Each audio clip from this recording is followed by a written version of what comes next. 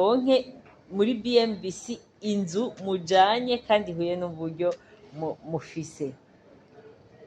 Tumvise ko abagura cane cane ayo mazu menshi ari abarundi baba hanze y'igihugu, ariho hamwe twita muri diaspora.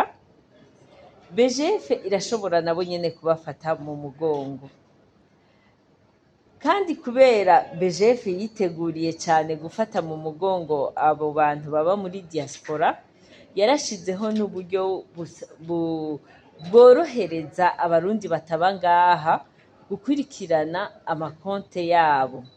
Yarashizeho na cane cane biciye ku buhinga ngurukana bumenyi, internet banking, aho umuntu ashobora gukurikirana bitamugoye konte yiwe naho yoba ari mu gihugu ca kure.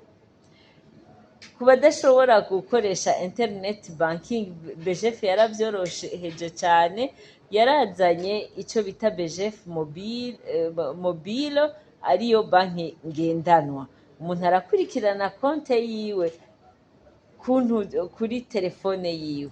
Mu gihe rero uri mu mahanga bamwifuza kugira amatransaction biva kuri konte yanyu mushira kuri BMBC canke biva kuri konte yanyu mukora n'ibindi bintu, ivyo bintu vyose birashoboka kuri iyo mihora ibiri duhejeje kubashikiriza. Nk'uko nabivuze, turanezerewe cyane kubona turi ngaha, kandi turanezerewe cyane kubona turiko ni partenariat dufitaniye na BMBC. Twashaka mu kurangiza gutera intege ishirahamwe BMBC n'abanywanyi bayo, tubasabira gutera imbere gusumba, mubandanye muja imbere. Natwe turabemereye yuko turi ngaha ku bwanyu. BGF ku bwanyu niho turi. BMBC BGF niho turi banywanyi ba BMBC. BGF niho turi bantu muri diaspora mushaka kugura amazu ngaha mu Burundi muciye kuri BMBC.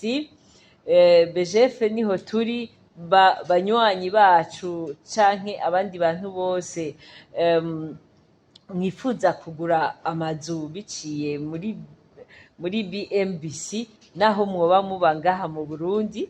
Turafise ukuntu dutunganya ibikorwa nabivuze kare, kugira ngo umuntu wese asange ashobora kugura yaba parcelle babitubwiye canke yaba inzu, eka no kubaka.